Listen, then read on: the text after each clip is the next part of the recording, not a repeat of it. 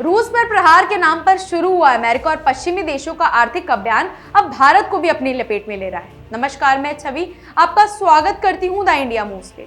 रूस पर दबाव बढ़ाने की कोशिश अब नई दिशा ले चुकी है। पहले अमेरिका ने रूस की बड़ी तेल कंपनियों पर बैन लगाया और अब यूरोपियन यूनियन ने भारत की 3 सबसे बड़ी कंपनियों को भी निशाने पर ले लिया है। वजह बताई गई है इन कंपनियों के रूस की सेना से रिश्ते हैं।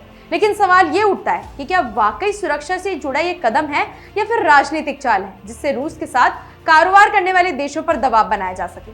गुरुवार को यूरोपियन यूनियन ने कुल 45 विदेशी संस्थाओं पर कार्रवाई की, जिनमें चाइना, भारत और थाईलैंड की कंपनियां शामिल हैं। इनमें भारत की 3 कंपनियों Aerotrust aviation private limited, Ascend aviation Indian private limited और श्री एंटरप्राइजेस पर आर्थिक प्रतिबंध लगा दिए गए हैं। कहा गया है कि ये कंपनियां रूस की सेना को तकनीकी या कारोबारी मदद दे रही है, जिससे रूस को यूक्रेन युद्ध में फायदा पहुंच सकता है। एरोट्रस्ट और असेंड एविएशन दोनों विमान क्षेत्र से जुड़े हैं, जिन पर तकनीकी सहयोग और निर्यात नियमों के उल्लंघन का आरोप है, जबकि श्री एंटरप्राइजेस पर रूस से सीधे कारोबारी रिश्ते रखने का दावा किया गया है। यूरोपियन यूनियन का कहना है कि ये कदम उसके 19वें प्रतिबंध पैकेज का हिस्सा है, जो रूस की अर्थव्यवस्था को कमजोर करने और यूक्रेन पर चल रहे हमले को रोकने के प्रयासों का हिस्सा है। इस बार के प्रतिबंधों में चाइना की 12 कंपनियां, भारत की 3 और थाईलैंड की 2 कंपनियां शामिल हैं। यानी ये साफ संकेत है कि रूस से जुड़ी किसी भी सप्लाई चेन पर पश्चिमी देश अब और सख्ती बरतने वाला है।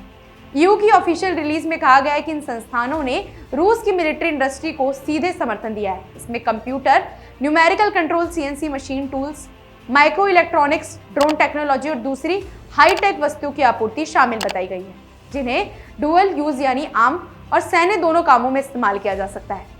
अब इन कंपनियों पर संपत्ति फ्रीज करने, वित्तीय लेन देन रोकने और यात्रा प्रतिबंध जैसे कड़े प्रावधान लागू होंगे। हालांकि भारत की ओर से इस मामले पर अब तक कोई आधिकारिक प्रतिक्रिया सामने नहीं आई है। भारत आमतौर पर ऐसे मुद्दों पर शांत रुख अपनाता है, खासकर जब मामला रूस से जुड़ा हो, क्योंकि रूस लंबे समय से भारत का भरोसेमंद सहयोगी रहा है। रक्षा सौदे से लेकर ऊर्जा आपूर्ति तक भारत ने हमेशा कोशिश की है कि वह अमेरिका और यूरोप जैसे पश्चिमी देशों के साथ अपने रिश्ते बनाए रखे और साथ ही रूस के साथ रणनीतिक संतुलन भी बनाए रखे। लेकिन अब सवाल यह है कि ईयू की इस कार्रवाई से भारत की कूटनीतिक स्थिति पर क्या असर पड़ेगा।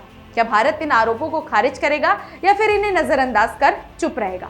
ईयू की ये कार्रवाई न सिर्फ रूस बल्कि उन देशों के लिए भी एक चेतावनी की तरह है जो रूस के साथ व्यापार कर रहे हैं। पश्चिमी देशों का मकसद साफ है, रूस की सप्लाई लाइन को हर दिशा से काट देना, ताकि उसकी अर्थव्यवस्था और रक्षा व्यवस्था कमजोर पड़े।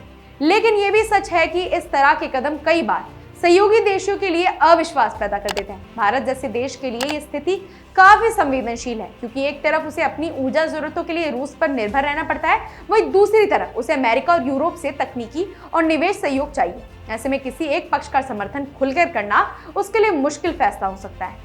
ईयू और अमेरिका दोनों ये दिखाना चाहते हैं कि जो भी रूस के साथ खड़ा होगा वो खुद भी इसकी कीमत चुकाएगा। फिलहाल ऐसी अपडेट्स के लिए जुड़े रहिए हमारे चैनल द इंडिया मूव्स के साथ।